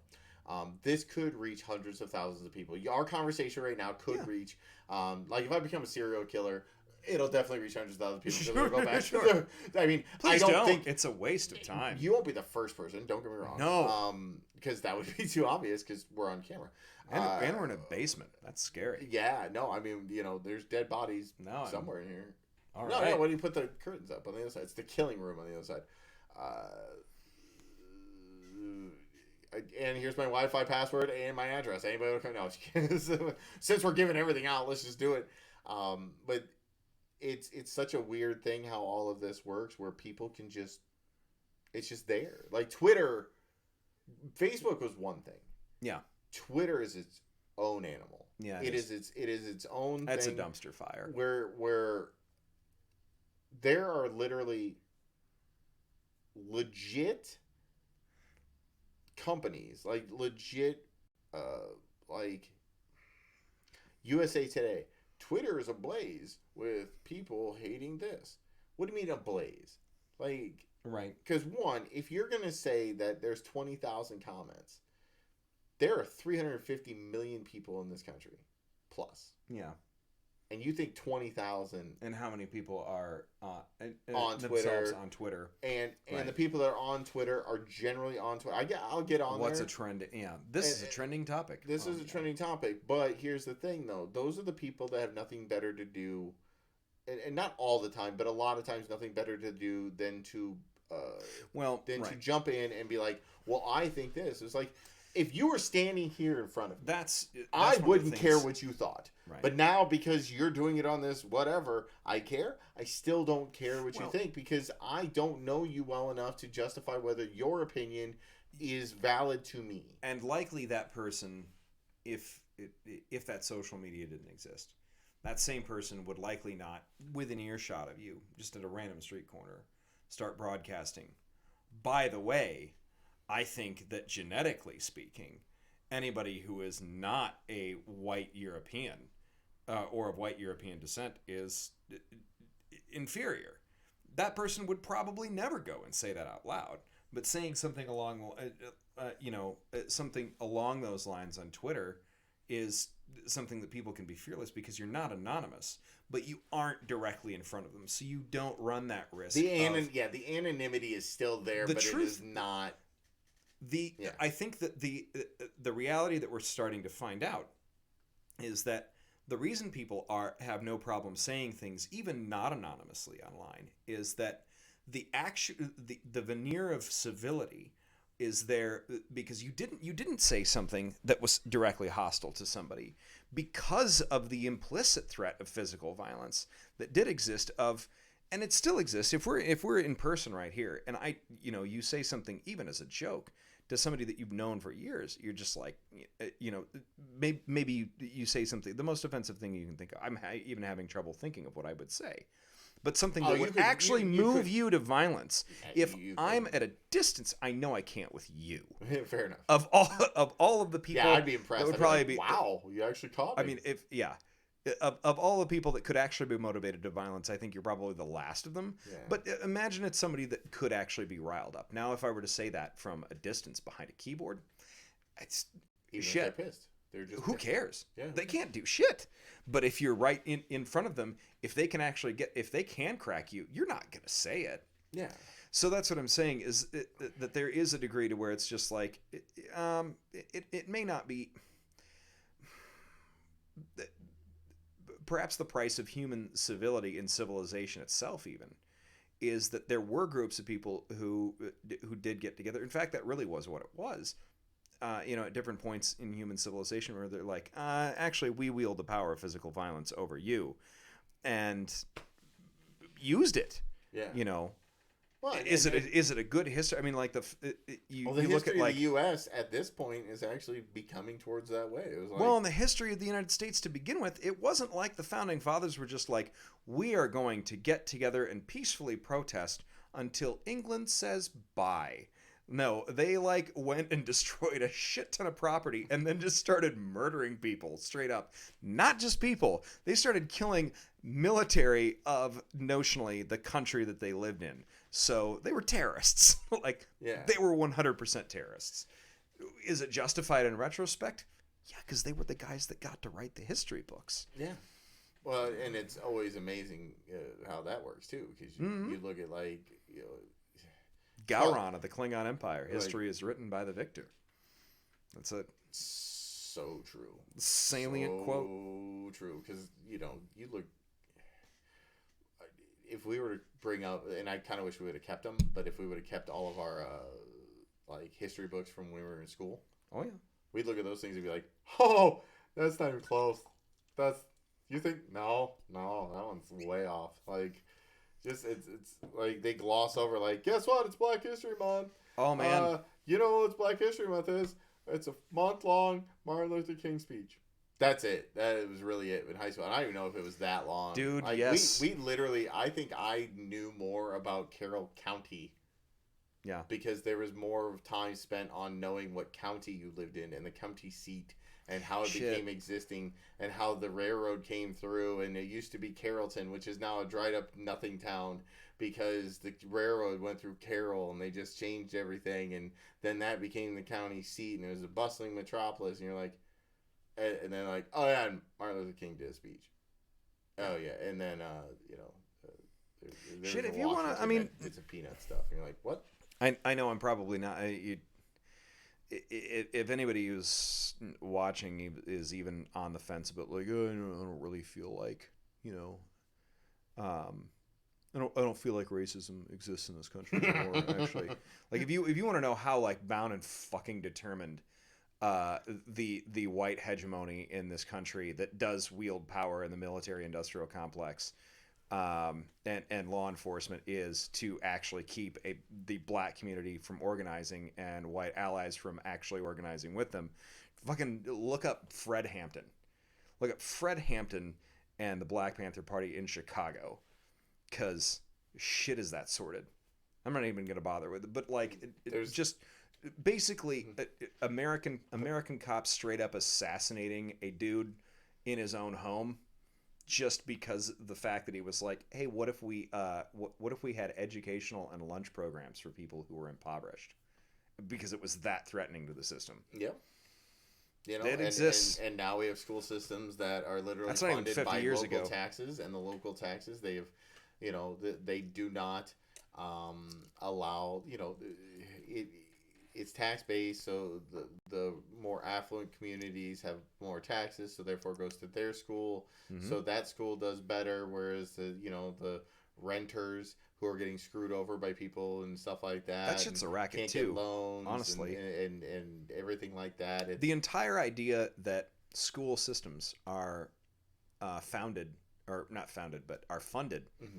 by a local option sales tax. Yeah. And by property tax in specific areas is asinine, because what you're basically doing is you're guaranteeing that people who are affluent, that people who are in an upper class, regardless of what race they are, but I mean by default in the United States, you're basically saying, well, why don't you move to this different suburb? Maybe you purchase property in the inner city, but as you age, you're like, well, we have children. Let's move to this suburb that has schools that are funded better because all of the other wealth has moved to this suburb.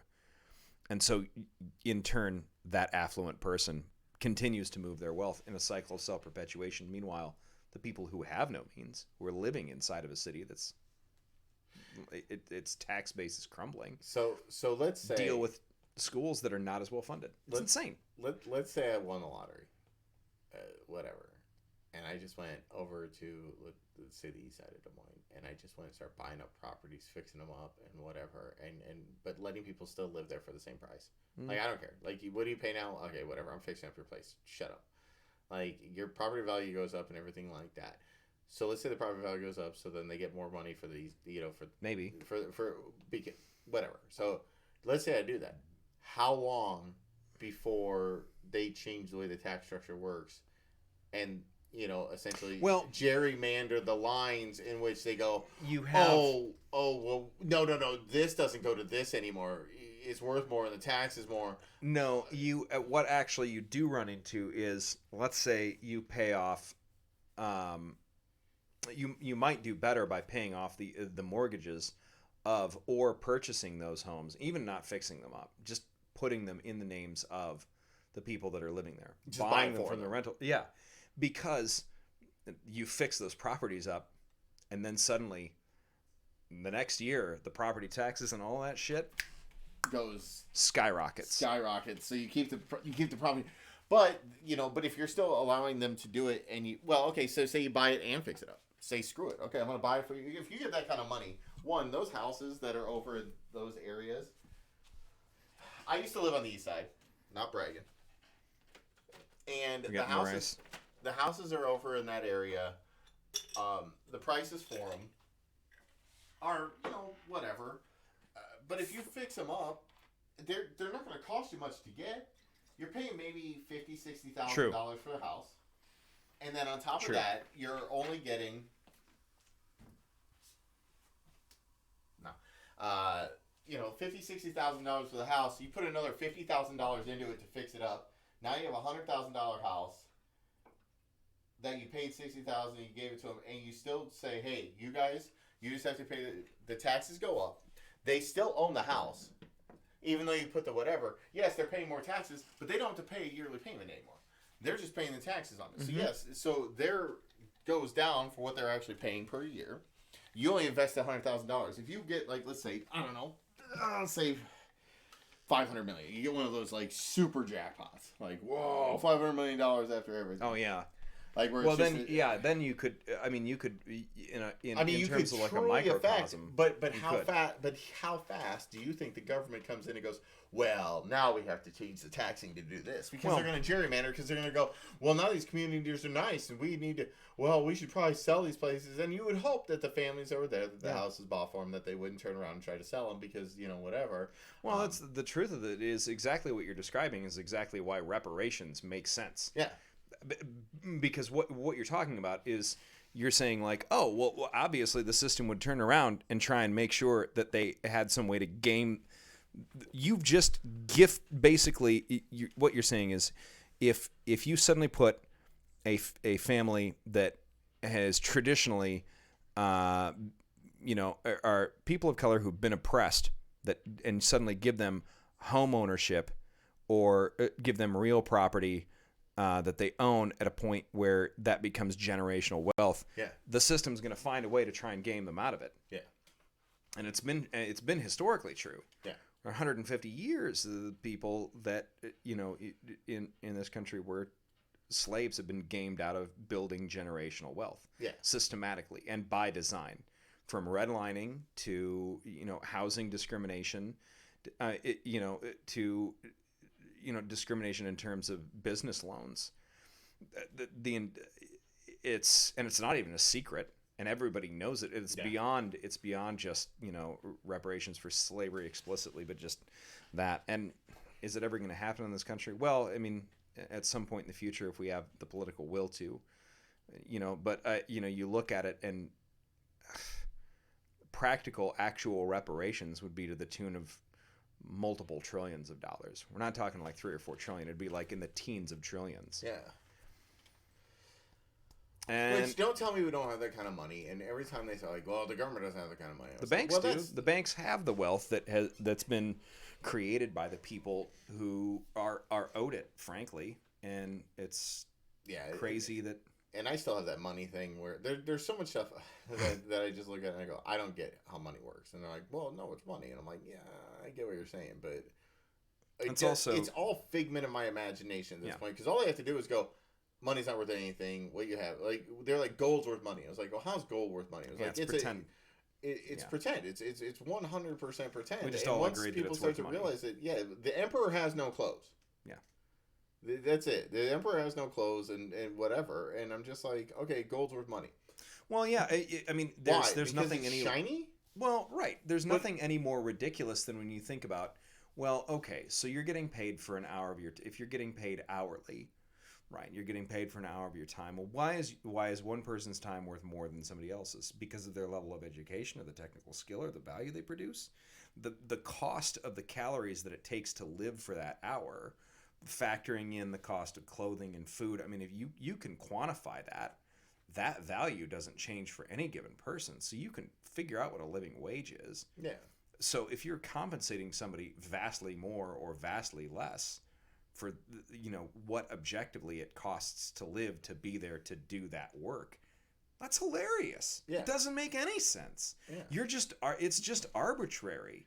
Like, we can't feed the world. I was like, there's plenty of food. We waste more food. We could give food away. Everything could be... Yeah. And yes, you're trying to explain a utopian society, and that is a very slippery slope on anything. It might not be utopian, but it's definitely cashless and classless. Yeah. Is the idea. Now, Are you still gonna have crime? Yeah. You're still going to have they have transgressions of people's person, and if property is a concept, you're still going to have transgressions of people's property and personal space and well-being. It's going to happen. People are still going to do things to try and game the system, or defraud the public, or defraud people individually in business. But can you make things a playing field where people's needs are met? That's within our power. I mean, they've been existent, though societies like that have existed. I mean, the Andean Incas had functionally for a period of time a classless society. Mm-hmm. That, and it wasn't always so. I mean, certainly they had royalty at one point too that was nuts, but it's existed basically. And it's hard. It's doable. And it is difficult, but it's definitely better than having 99, 1 to 99, right. And that one being so much more powerful than the 99, that the 99 literally has no shot against the one. As long as about 20% of that 99 is able to afford most meals and get a couple of shiny things, that 20% is going to vote for their continuing to be the 20%, and stay that hedge. And if they're the ones that are super politically active and donating, and the 1% is making sure, we've got to keep, if they're going to keep putting their money into it also. And the infighting is the biggest. Not going to change. They're like, why is there political systems and everything like that? And you go, well, because it's the easy way to keep someone down. Because you go, no argument has been ever solved by, it's not my fault, it's your fault. Yeah. And when you have a political system essentially built on, it's not my fault, it's your fault, then nothing ever gets solved and nothing ever gets better, because the people that are going to go in are going to go, I'm better than that person. Now, I'm not saying Obama was good or bad, and I don't really care, whatever at this point. But guess what? He's no different than any other one, in the sense that, guess what? It's not my fault, it's their fault. It's not my fault, it's their fault. The next person who comes in, it's not my fault, it's their fault. Well, when somebody comes up and they're just like, hey, this particular part of this piece of policy that you suggest is harming me in this specific way, and you're like, you've just made that up. That's weird. Like, and I think that's the big point of things falling apart, where you're like,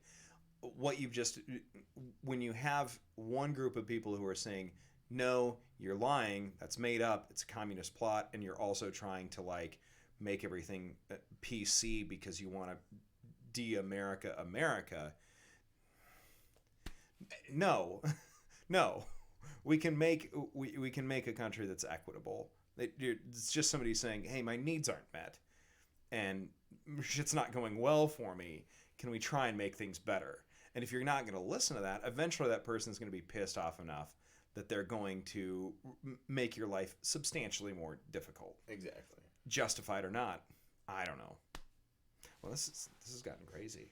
Yeah, way differently than whatever, and that's the kind of stuff. I love talking about that kind of thing though, because it's like we're getting to a point where we're going to have to start addressing that in practical terms, like literally. Yeah. You know? No, I agree. And there's just so much about all of that you're just.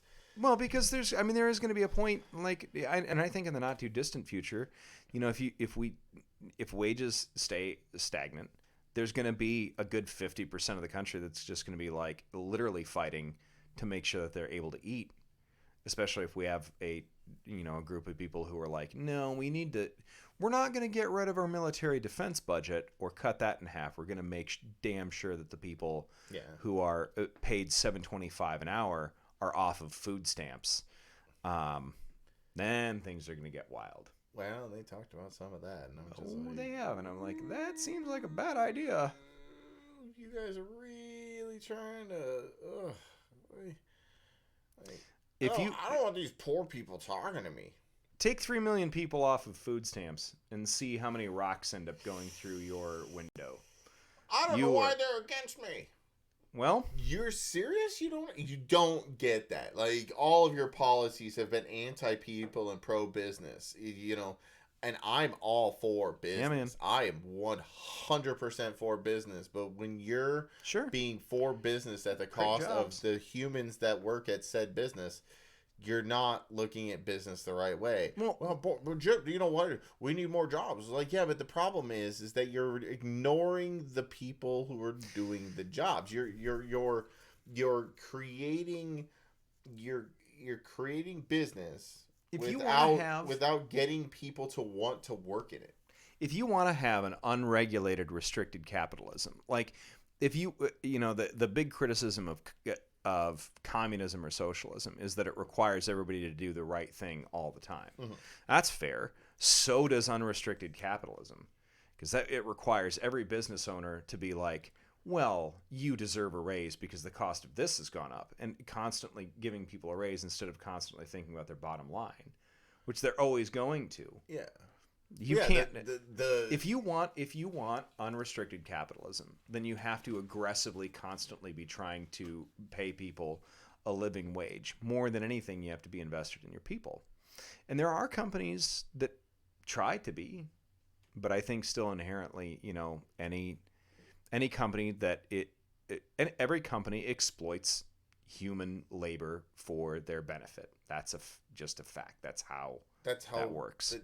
If you looked at business as a person, they're selfish. Every business is selfish. Mm-hmm. Why? Because they want to be self-sustaining. They want to be able to provide whatever.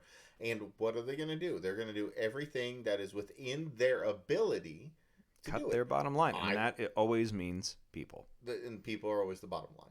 Mm-hmm. Like, labor is the hardest thing. When they create robots, we're going to get robots. Why? Because robots don't take sick days. Robots don't do this. Robot, these. At that point, we're not going to have a choice but to convert the entire economy to a needs-based, for lack of a better word, socialism. You're not going to have a choice. Once everything's automated, what are you going to do?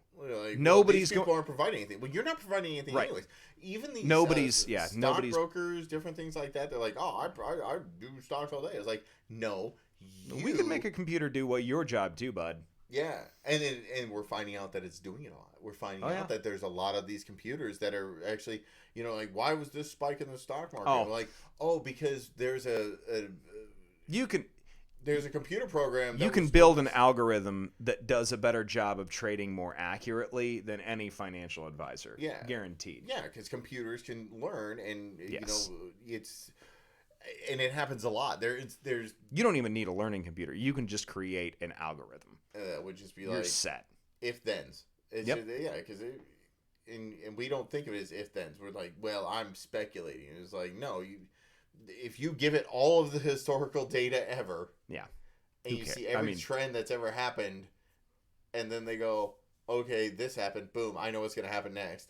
Right. Whatever. Whereas if I'm sitting there, even if that computer is wrong, it's still making as informed a decision, maybe a more informed decision than a financial advisor, and it's making it before that person. And it's got all that data real time.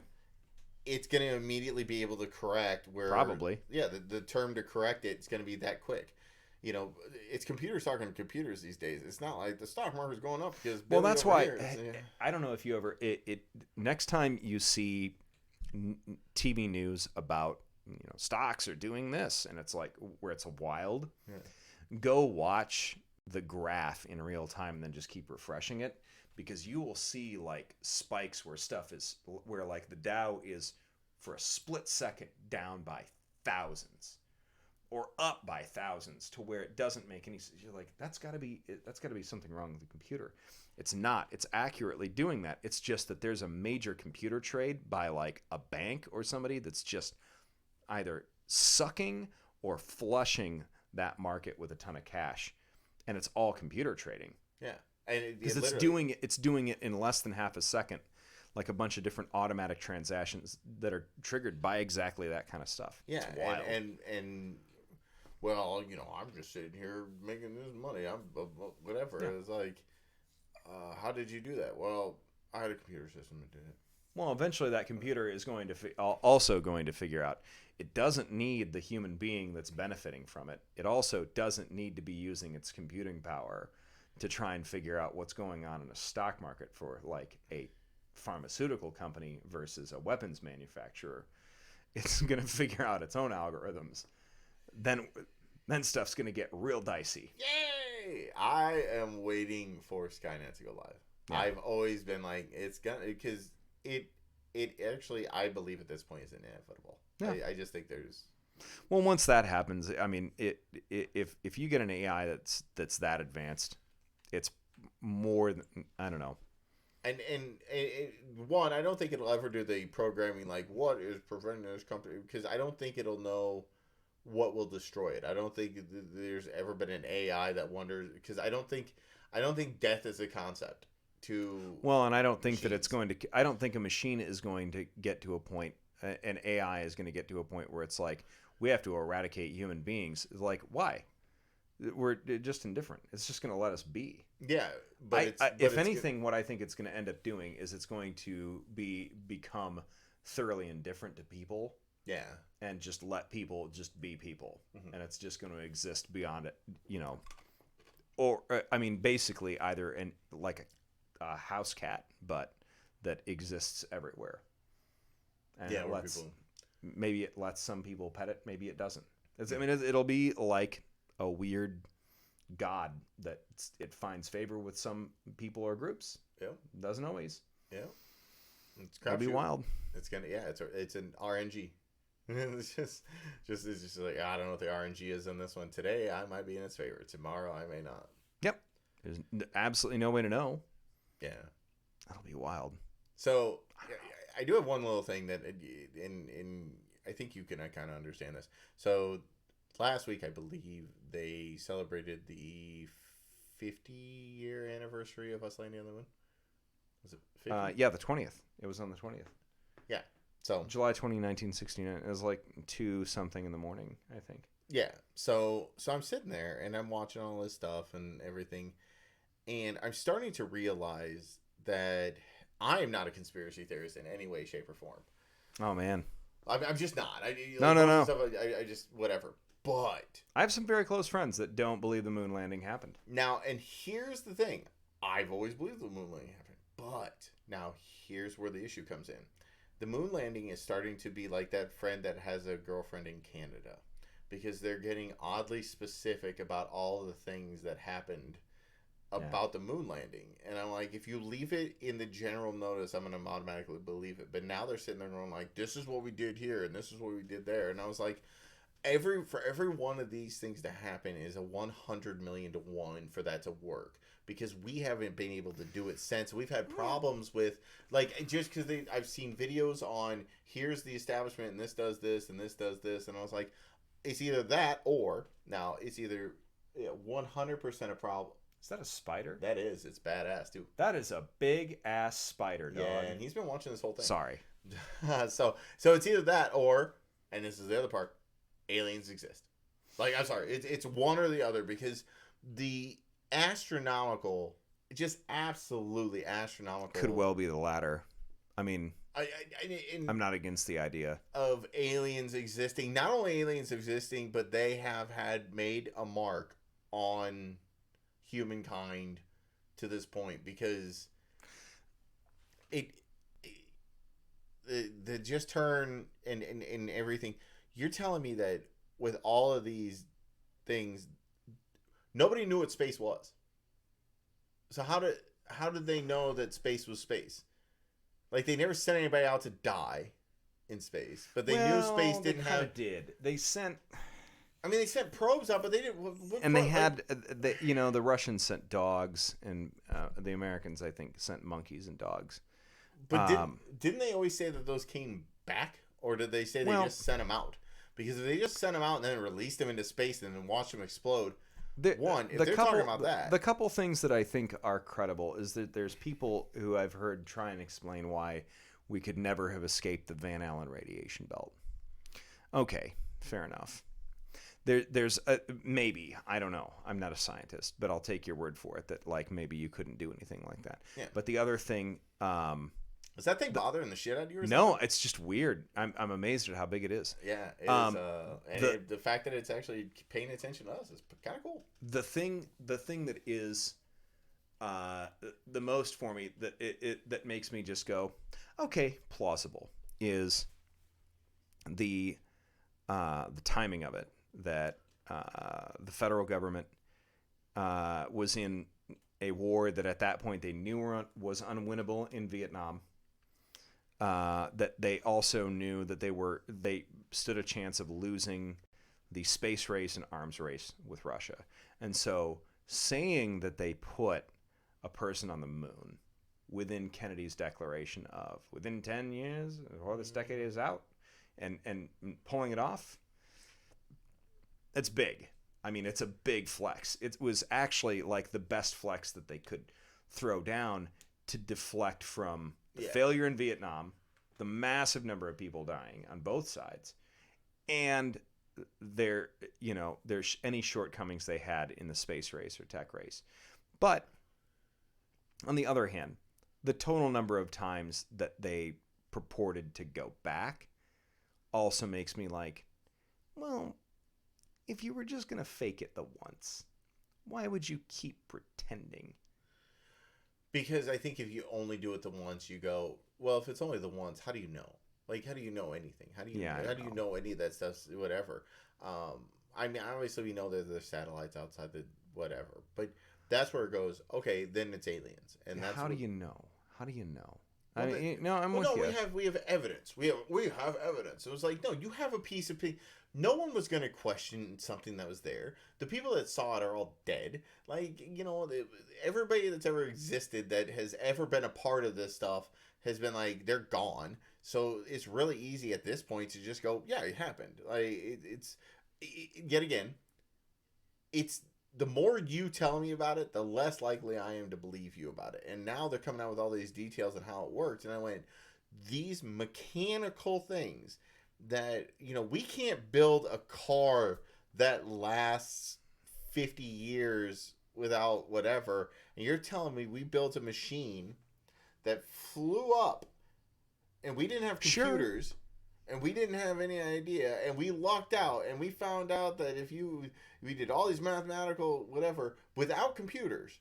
So it was people just going, well, I think it's going to do this. Like, well, no, we did the numbers. And it was like, to a degree, where they went, and we landed on the moon perfectly, and then we got off, and then they came back. And I went, it's so unbelievably, the more you tell me about how it happened and everything, I go, well, how could that be even possible? I don't know if it's necessarily possible now. Like, well, I think that you have that and test the amount of time that it takes between when a signal is sent, because we know how radio signals work, when a signal was sent and when it was coming back. So they're going, I think that to a person, if you had enough people who had not experienced just regular aerospace flight directly, and you were like, so you're telling me that if you move fast enough with a piece of metal that's shaped a specific way, that you can be in a craft that weighs hundreds of tons, but still flies nonstop between Phoenix and Hawaii, and it'll do it in 5 hours at 30,000 feet. That seems like horseshit. But the fact that we experience it directly, even that we know all those things, that we can test it, we can actually exist in it, sort of makes it a thing that's we're more comfortable with. But whereas, and I get that. I'm with you. I think that skepticism's healthy, but I also think that I think that there's factors that make me think, okay, maybe it was faked. But there's also enough of it to where I'm just like, there's enough of it that I'm just saying my inability to understand for certain that they did or didn't, and not having experienced it firsthand doesn't necessarily mean they didn't do it. But I'm well within my rights to be skeptical of it. Yeah, and I'm not saying it didn't happen. I mean, I literally am not trying to say it's just that. hard to. It's very hard to believe. Because if we did fake it, I think we had perfectly good reason to try and do so. Yeah. Maybe not justifiable to lie to the American public and the world. But I also feel like... but we also lie... I mean, our things. Government lies to us daily, constantly. You Sure. know? Unfortunately, some of us now in our government lie to us, and are fact-checked daily. And people know that they're being lied to immediately, and they still buy it. So yeah, some people it's just it's I want to believe that it always works that way. Wow. So I don't know. It's kind of an interesting thing. It was just one of those things where it happened last week, and I went, "You guys, stop telling me more about it. Tell me that it happened. Celebrate that it happened. Stop telling me the details, because the more details that happens." Like, no, my girlfriend, she's from Canada, and, she just can't be down here right now. But she comes on real weekends. hot. I know you're going to be gone next weekend, and it's too bad because she's totally coming down next weekend. And she's tall, and she's super smart, and she's awesome. And I'm sitting there like, if you just would have said, I'm seeing a girl, and fucking left it alone, I'm like, all right. She's from Canada. Once you say she's from Canada, I'm like, God damn it. Like, no, now I can't believe you because you're giving me too many fucking details.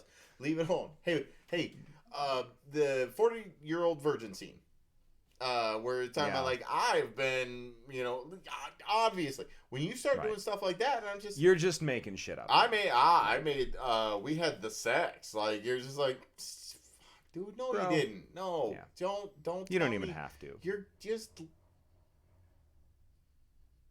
What's that? It's a big party outside. That's just a car going. There's old cars always driving around this neighborhood. Okay. Yeah, so... But yeah, it was definitely one of those things where I was...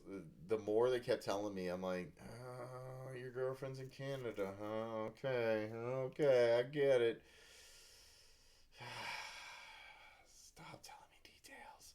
Because the details, they say it's like, the devil's in the details. And I was like, well, the details are way too...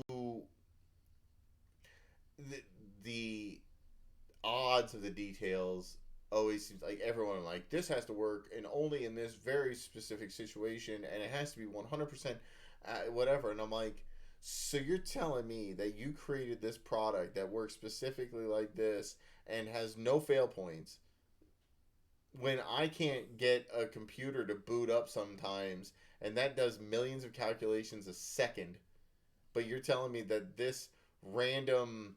Well, yeah, of course. Of course it works. And I was like, but computers are not necessarily omnipotent. They do have fail points and everything like that. But they have fail points. They don't work. Sometimes Windows updates and it fucks with my computer. That's 100... My phone is like 100,000 times more complicated than the first fucking space vessel. And you're telling me that... And my phone can't make it to space. Like, I mean, the materials might be able to. It's an Apple, so I mean, it's pretty nice. I'm just saying. No, but that's what I hear you. But yeah, they just keep going. Don't tell me more. Don't keep telling me shit, because now I'm starting to think, leave the allure alone. Leave the Maybe it's not mythos necessarily more is- information. It's just a matter of like having all the specifics kind of cascades to a point where you're like, well, I have a hard time really believing this. Yeah, I mean, look at biblical references. Kind of the same thing. It's like, oh, okay, you know what? There's this guy, and he's a really good guy. Okay, great. And people followed him because he's a really good guy. Okay, cool, whatever. Oh yeah, and he could turn water into wine. Yeah, that didn't. I don't know about that. You know what? Whatever. Maybe it's just what. Maybe you know what? He was a winery. He had a winery. Whatever. Okay, that's what he did. Oh yeah, you know, and then he's the son of God. I don't know how you really prove that. Well, he died and came back. Come on, you gotta. Uh, okay, like you're starting to grasp at straws for me. The more details you give me about this gentleman and all the stuff that he did, did, and this happened, and then remember that boat when the water like. Oh, but there's not really a whole lot of scientific evidence. Well, science is wrong. Now you're not helping your cause at all because if you're trying to date time the stuff of when it would have happened and whatever, and obviously all the stuff that we're starting to know because of scientific proof, and then you're going, this all happened. You're starting to get me to go, I'm sorry. Like, I'm out. You gave me too many details. Well, yeah. I mean, You fair know. enough. I think that's one of those things that, like, if you're never going to see it, and you're probably never going to experience space flight firsthand. But if somebody was like, look, we'll take you to space, we'll prove we went to the moon. We can now. It is affordable enough. It's $10,000, but you can do it, or it's $5,000. It's very expensive, but you can do it. It's well within your ability to afford. Fuck yeah, I would go to the moon. And I'm not saying that would be the vacation of a lifetime. Now, right? But they don't. Right. Like we don't. That is one of the things that makes it's like you're telling me you have all of the materials you could ever want off the moon already. No, we were there twice. We're done. We don't need to go there. Yeah, we know it's there. We should have we went there twice. I'm like, right? Okay, so you went there twice and you're good. No, we should probably be back. I've been to New York twice. I haven't seen all of New York, and that's here. And feel like I could go back. I feel like I probably need to go back a couple more times to really experience what it is. I mean, it was a couple dozen times. It wasn't a couple dozen times. It was. I don't even know how many times. How many Apollo missions actually ended up on the moon? I think 2 or 3. Like it wasn't very many, and the stuff that they brought back was. I mean, the first time was obviously the big one, or whatever. But how much do you bring on a ship that's essentially the size of these 2 chairs and a right, and an end table and whatever. Oh no, we have all this stuff that we brought back. I was like, you didn't bring back a Ford Excursion, man. I'm sorry, you didn't load up the back of it and just start jamming stuff in there. You did it a very small vessel, and you have this moon rock. We're gonna sell it. I was like, how are you selling moon rock? You barely have any. You're not mining it. You're not sending it back. You only have one. They're not just. There's no mining crews up there trying to fund the space program with the moon rock that you sold. Yeah, and they think they were there. There was an auction for it. We're selling moon rocks. I'm like, are you fucking high? There's no way you have enough moon rocks to sell it. I mean, you can break it up into a lot of tiny little pieces. It'd have to be itty bitty little pieces. But even then, you're like, why wouldn't you? How do you know that itty bitty piece that you gave away didn't have a fucking molecule that isn't in the other pieces? Why wouldn't you keep all that shit and study all of it? Well, it looks exactly the same. No, if you're in science, you're studying all of it. You're using it until the last thing and every, all of that. You're telling me you're going to release that for public knowledge and call it a moon rock? You can go fuck yourself. There's no way they're doing that. They're like, it's the same thing. They're like Area 51 right now. They're like, oh. I love that. It is good. They are funny memes, but it is also hilarious because straight up, like, we can know for sure somebody is going to die September 20th. Are they actually? There's going to be a bunch. No, I guarantee you, there's going to be some moron that's going to be like, no, I'm going to do it. And they're just going to be like, fuck it, I'm going to do it. And then they run, and they're just going to get cut down. And people are going to be like, what? Are you serious? And, oh, yeah, it's going to happen. It's going to be wild. Would you want, and this is always a question I like to ask people, would you want total and complete like openness in government. No. Every single thing to be out there, like whatever's in Area 51, they have to tell you. Obviously, No. there is some stuff in military stuff where you're like, well, we can't. If everybody knows, Yeah. you can't really do anything. But even that being said, I'm sitting there like, okay, let's say everybody does know what the hell's happening in the government. Maybe we shouldn't be going over to other countries and just murdering people, like all together. Like maybe we say, like, you know, maybe it isn't our job to go to other countries. That's a whole different subject. Well, but it never has but, been. You know, like But whatever. yeah. It's like, well, we're protecting ourselves. I can't figure that out. How you're going over and why do they hate America? Well, you know, we're over there killing their people, right? Like, For sure. Like, you know that's what we're doing. Yes, but we're doing it to protect ourselves. And it's dubious. That seems bro. a little like it's the final solution. Yeah. Yeah, like we are the one. No, you're not wrong. Well, so it's like maybe we don't go over to their country and, you know, shit in their Cheerios and then wonder why they're fucking coming here and being like, we're going to bomb this. Well, yeah, of course. You just went over their country and murdered half their families and just were like, what? You were going to come over here and kill us. No, they're fine. Like, yeah, they have a shitty government and it sucks, you know, and I wish every government was fine, but it is an unfortunate thing. And yeah, if you want to go over there and try to talk it out, but I think there's a lot of diplomacy and people that are in power want to stay in power, so you removing them just gets the next person that wants to be in power. That's just an unfortunate part of all of whatever. You know, I think if you want to be president, nothing against, you know, any of them that has been or even the current one, you're a fucking psychopath.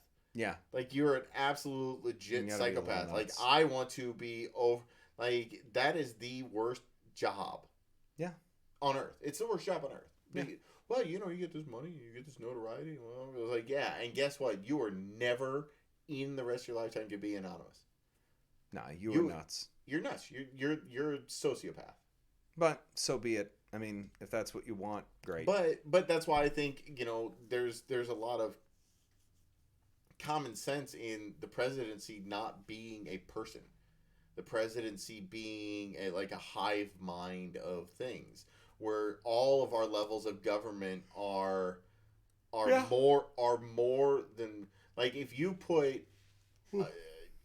make the presidency, well, like, it's the White House. It's like, yeah, but one person stamps everything, so don't give me the fucking it's the White House bullshit, and he hires everybody and whatever. Make it 7 council. elected officials. The presidency is 7 elected officials. Well, yeah, then you get into, I mean, you could just make the Supreme Court, like, make it 3. Or whatever, but make three. it more than one, you know, and then you go, okay, you guys have to come to a consensus every single time. Right. You know, and, okay, unfortunately, right now, we have a 2-party system. Now, we don't want to, but that's just the way it is. 3 forces you to... Here's what I'm saying. But you say, okay, but then you go, okay, you got one here, and then another... Rank choice ballot. Okay. So you have to put, basically, your number 1, 2, 3, 4, 5, 6, 7, 8. Like, say there's 10 candidates. You rank them 1 through 10. So first regardless round, of right to left, who gives a shit? So they count up all the 1s and 2s. Everybody gets, you know, their points. Then they go through. All right, who's the second choices? Who's the third choices? Whoever gets the most total votes out of all of those. Basically, of like that way, you don't end up getting a government from 30% of the people liked this guy enough. You get 70% of the people didn't want fucking that guy. Yeah. You know, then you get government where it's just like, well, maybe we didn't want, you know, this one weird guy who's a policy wonk that everybody thinks isn't that charismatic, but they're really freaking level-headed and they're not an obnoxious moron. You know, then you don't have 30% of the government or 30% of voters who are easily duped by some nutbag. I don't know. And that goes either way. Do it that way. It's just charisma carries, and you're just like, well, charisma doesn't. being charismatic, and Oh, that's a truck on this highway. nice. Yeah. Well, we're close to. I don't think the mic picks that up. No, probably. No, but not. no. I mean, you're right. That's the thing. Is that like charisma isn't. I don't think isn't the charisma thing. makes you smart. I know a lot of stupid people that are suave. Yes. You know, and that's unfortunate for the people that are around them that fall for their antics and stuff like that. It's, you know, like, but you know, there is people that vote for the. We've essentially turned it into. What is it? I'm trying to think of the shows. Big Brother. We're gonna vote you off. We're gonna do whatever. We'll do it. You know, Vote them off. vote them off. Vote them off. Kick them out. Get them out. You know, and I do love rank. I do love the idea of ranked choice. I think it'd be great. I think if you had three people and you said, you know, like you go, Yeah, you top have three. to, you know, well, two. No, it has to be all three or none. Yeah. I'm sorry. Then Top nothing three. gets passed. Yeah, Yeah. top three. And then they go, well, these two people outranked. No, it is a 3-person thing. Because the presidency should not be one person. That is a weird thing, and the way they set that up back in the day. And when they set it up, they're like, it's constitutional and all this stuff. And I'm Well, sitting there when when they created the Constitution, they also didn't think black people were people. Yeah. So Or women. maybe you don't Native use that Americans. as your basis Yeah. for what the government should be, because although it was a Right. good idea at the time, they also didn't expect it, because why would you have the forethought to think that there's going to be 350 million people and they're going to come from all of the countries and they're going to be fucking airplanes and there's going to be boats that can fucking get you there in a day, And machine guns. and there's going to be and the machine internet. guns and this shit and all this and a computer, and I can have the world. If you were to bring this back to those times, this is the most powerful thing in the fucking history of whatever. If it had the same, obviously the cell get network's probably down, but no Thomas different than Jefferson AT&T sharing now. Naruto memes. Oh, AT&T, you just got burned. But I mean, it's just stupid. It's like you know, yeah, it's just absolutely fucking ridiculous that you're gonna base all of your everything on. Yes, the document holds weight, but it doesn't hold the same amount of weight if you put it in the context of when the document was written. Because the document was written, these people didn't have fucking choices. Women didn't have choices. You know, all this stuff fucking didn't matter to anybody. So you can't sit there and hold it as true as anything else. Are you just? It is a tape delay if you watch it on the phone. Yeah, I'm watching myself watch myself. Yeah, it's now. it is quite interesting. So Well, let's see here. Do you have, because I inevitably will have to work tomorrow morning. Did you have like final questions for me? Like, you know what? Deadly. Let's go back into, because we haven't plugged since the middle part of the thing. We can jump into that, and then what's going on, because I think, you know what, it's your show, and obviously we can always do this another time and can have a part 2. Let's call this part 1. I'm down. Yeah, and it was fun and everything, and I've really had a good time being able to really talk different things to you. This is actually a little. Oh, we've been all over the board. And I always think that's the fun thing when you go back to watch this. It's going to be like, oh shit, oh yeah, we were talking about that. We were in pop culture to, unfortunately, once you get into politics, and you and I, like I said, pretty I'm close. fine with that though. But we're pretty close. But it's still enough different where there's some nuance and some different things, and be able to open that up a little bit. And we luckily stayed away from religion, because that just never fucking. Well, no, I like talking it, and you like talking it, but people probably listening going, no, just don't, just don't. Yeah, some people get really weird about it, but We're not one of them. But that also being said, you have a handful of things coming up. One, it is probably close to 24 hours away from anybody getting their submissions in for the Beast Comedy it is exactly 24 Beast hours. Village, yeah, exactly. So Beast Village Comedy Festival. Make sure you get those in. You can find them at, I believe, facebook.com/Beast Village Comedy. BeastVillageComedyFest.com. BeastVillageComedyFest.com. Mm-hmm. You can also reach out to them. They do have a Facebook page. And then obviously Dan still does the Doomcast. Mm-hmm. Once a week. Once a week for sure. Sometimes two. Obviously, we came up with San Diego Comic Con was last week, or 2 weeks ago. I can't remember. It's whatever. I think it was last week because I just remember people were blowing up about the MCU. Oh yeah. So Dan had it was this double weekend. duty. So he was it was definitely big. But yeah, check him out. He's now on episode 213. Next week should be 214, I believe. Yes. Yeah. So always interesting, and he has a lot of different other shows that are on there. Drunk Toys. Yep. And then always. Let's do. I'll review new movies as they come out, and next week I'm going to talk about the relaunch of X-Men that they're doing here. And they're quick. So, and they're good watches. Dan's production value is way better than this bullshit that you're probably going to watch in post. Most of this is actually live, so it's all going to be YouTube cut, not the fancy cutscenes like Dan does. But he definitely does a good job, and you can tell he cares about his craft. Also, you can see Dan on Tuesdays, every Tuesday at... Hell yeah. The Lefties Live Music at the Underground Comedy Open Mic. Yeah. Underground Comedy, same thing. So you can check them out on Facebook. Great. Mm-hmm. They have a lot of events coming up. They have one coming up this Friday. Friday at 9 p.m. at Lefties. So we're doing a fundraiser to get Lefties a repaired air conditioner because unfortunately insurance doesn't just cover appliance failure. So life sucks if your AC goes out in the middle of the summer. Fortunately, it's going to be nice and cool, so come out and hang out. And the show is called Not Cool, Bro. Yeah, and it's a bro show, I guess. I don't know. It's going to be broy. It's going to be very broy. I believe that is the list. That's it. I don't have like a formal list or whatever. I just pay attention to what's going on with you. So. Your brain is a steel trap. Thank God, even after a couple drinks. So a steel trap queen. Awesome.